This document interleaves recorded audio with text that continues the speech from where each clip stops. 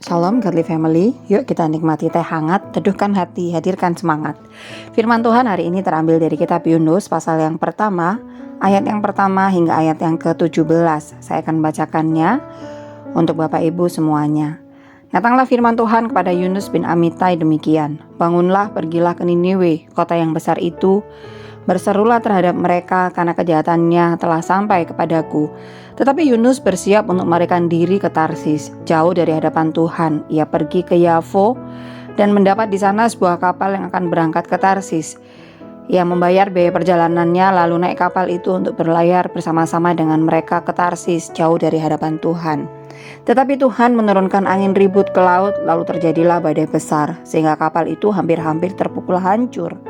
Awak kapal menjadi takut, masing-masing berteriak-teriak kepada Allahnya, dan mereka membuang ke dalam laut segala muatan kapal itu untuk meringankannya. Tetapi Yunus telah turun ke dalam ruang kapal yang paling bawah dan berbaring di situ lalu tertidur dengan nyenyak. Datanglah nahkoda mendapatkannya sambil berkata, "Bagaimana mungkin engkau tidur begitu nyenyak?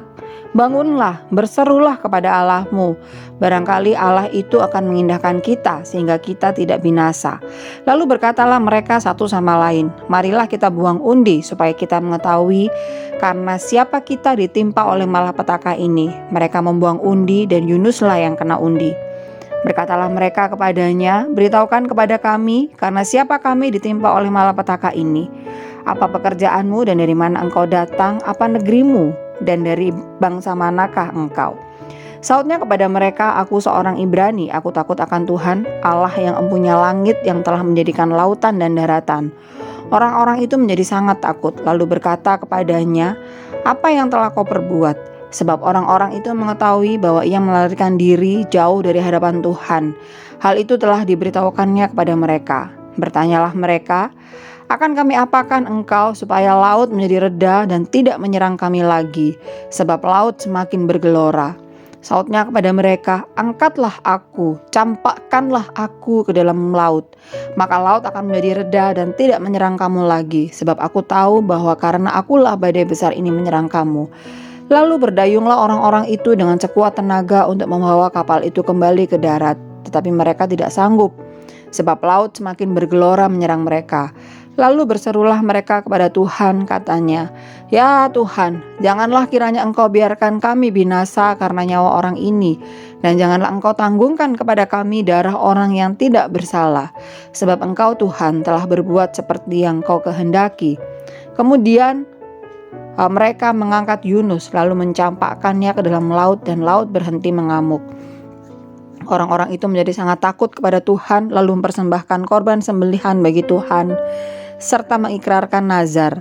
Maka atas penentuan Allah datanglah seekor ikan besar yang menelan Yunus, dan Yunus tinggal di dalam perut ikan itu 3 hari 3 malam lamanya. Godly Family yang terkasih, panggilan Allah untuk memberitakan firman-Nya itu merupakan kesempatan istimewa yang diberikan kepada setiap orang percaya.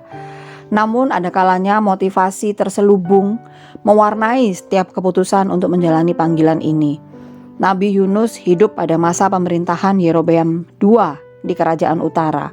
Ia mendapat panggilan Tuhan untuk memberitakan penghukuman atas Niniwe, ibu kota kerajaan Asyur, yang merupakan musuh Israel. Kejahatan penduduk Niniwe yang luar biasa telah membuat Yunus bersikap antipati terhadap mereka. Yunus berpikir bahwa ia mempunyai pilihan dalam merespons panggilan Tuhan. Karena itu ia memilih melarikan diri ke Tarsis. Sebagai orang yang menerima tugas untuk memberitakan firman Allah, Yunus lupa bahwa panggilan Tuhan bukanlah sebuah pilihan. Menyatakan kehendak Allah merupakan sebuah kewajiban yang harus dilaksanakan. Bagaimanapun upaya Yunus untuk lari dari kehendak Tuhan, ada cara Tuhan yang unik untuk membawa kembali Yunus kepada tugas yang ia harus terima, yaitu dengan memakai orang-orang yang tidak percaya.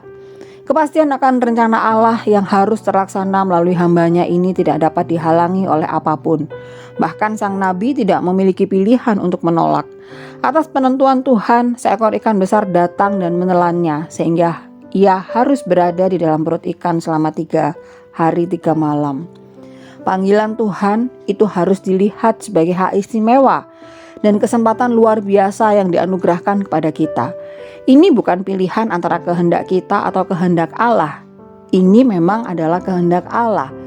Ketika Tuhan memanggil kita untuk melayaninya, yakni untuk menyatakan maksud dan rencananya atas manusia, marilah kita bersama-sama menerima panggilan itu sebagai sebuah kehormatan yang diberikan Allah kepada kita.